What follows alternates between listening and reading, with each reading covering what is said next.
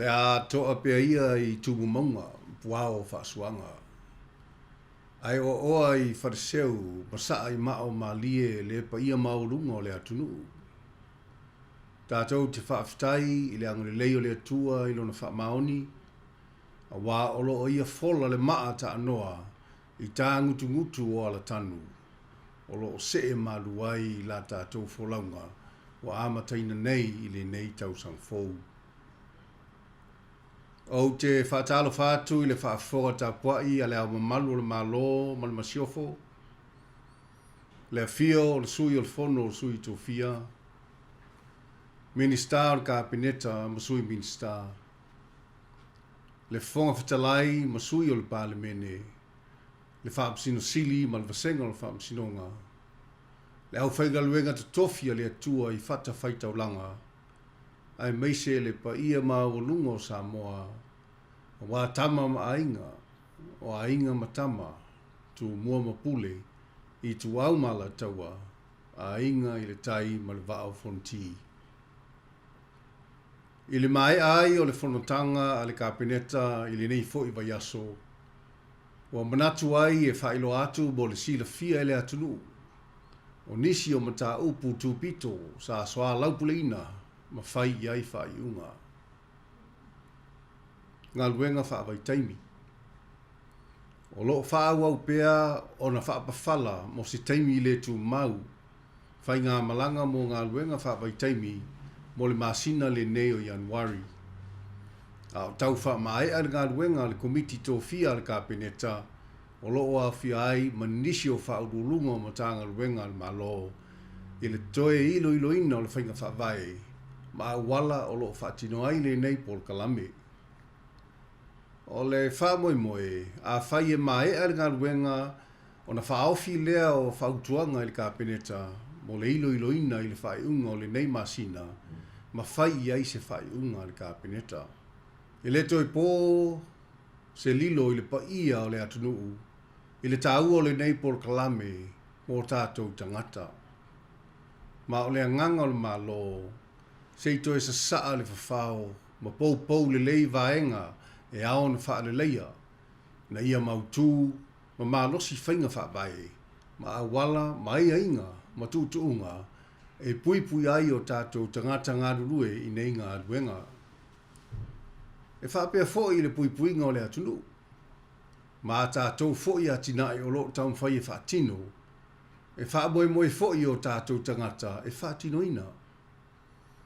E whaatau fōi le maua o awanoa tutusa, mo tangata anu o Samoa, e filifilia mai I nuu mafioanga, ai maise le whaataua ina o le sao, o le pule mamalu a lii mawhaipule, e aua iai I le nei pol kalame.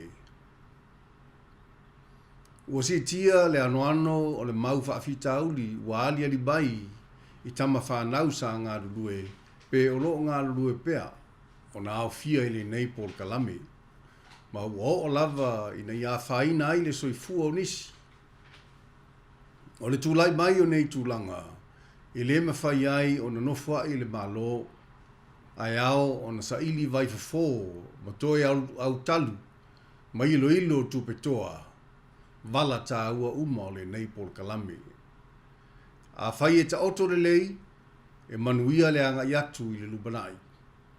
Ai a vale tu lima, o le a tātou whiagai pēa ma whaingatā e ali mai ma o ai I se tūlanga e sili atu ona o ngaonga.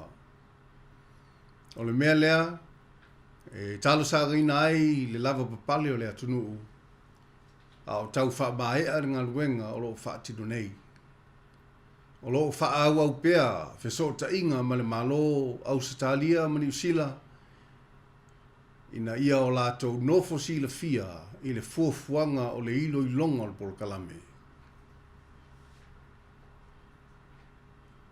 Whatuina o le pulenga mo o loa e au inatu I fafo. Samoa Export Authority. Ua whamaunia le kāpeneta le whatuina o le pulenga mo a tātou o loa e au inatu I fafo. O le tasi le nei o ngā ruenga tele, ma wha moenga sa whaata oto e le tātou whainga malo, na ia mauti doa le si tia maulunga o le au whai o a tātou o loa e au ina atu I maketi fafo.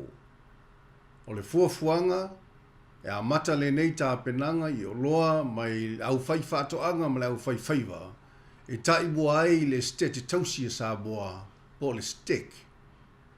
Pei tai o le fuafuanga mamau o le malo I le anga iatu le lubanai e au fia uma o loa le ATUNU'U o lo au ina atu I fafo. O le wha moe moe o le nei fuafuanga. Ina ia sa ilia ma wha mautu ma keti o loa au ina atu Samoa I ATUNU'U I fafo. Ina ia lava o loa e tā penatu I Samoa mo ma keti I fafo. Ma le ato o toa o na le leo o loa ma wha mausali I feuta na inga.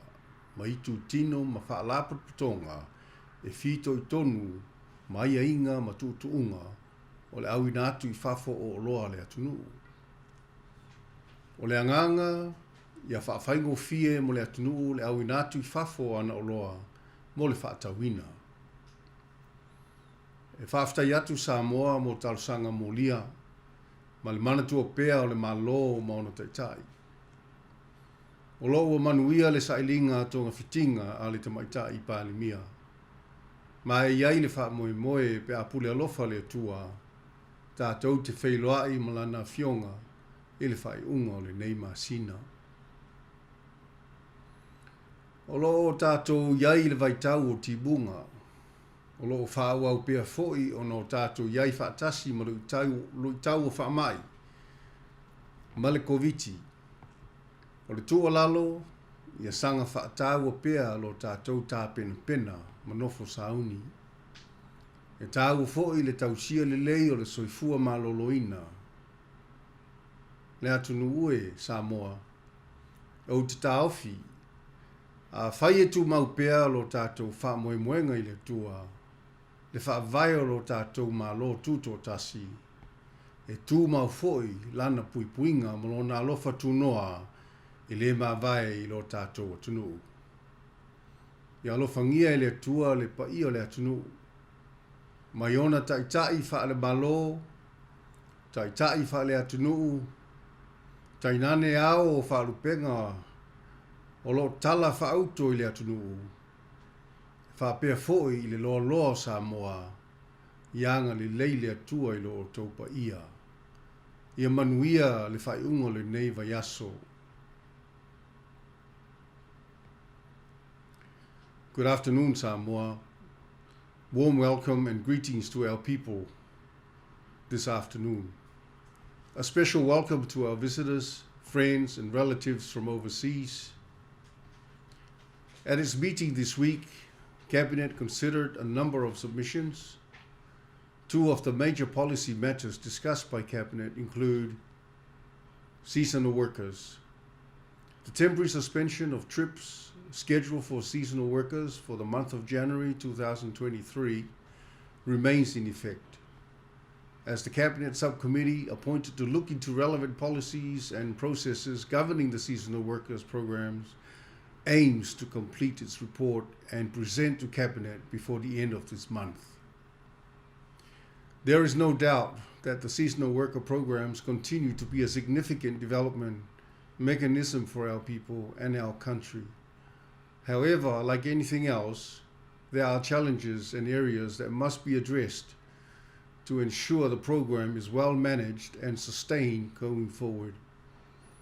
In addition, the welfare of the workers from Samoa is an important component of these programs that cannot be overlooked. These factors have been taken into account in the work of the Cabinet Subcommittee. Samoa Export Authority. This important milestone would soon become a reality after Cabinet approved the establishment of the Samoa Export Authority this week. The authority is one of the key initiatives highlighted in the government's manifesto.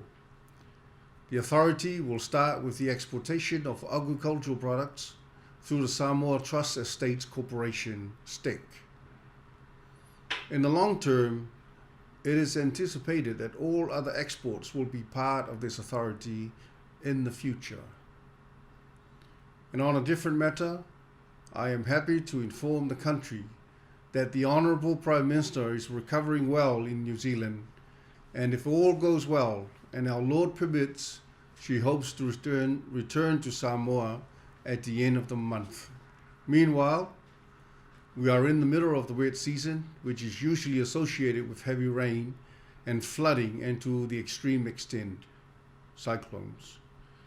We also continue to live with COVID-19 and a number of other health challenges. It is important that we are prepared and remain vigilant at all times. Samoa, I urge our country to continue to pray for one another and keep our faith in the Lord, and God bless Samoa. So fua mai manuia.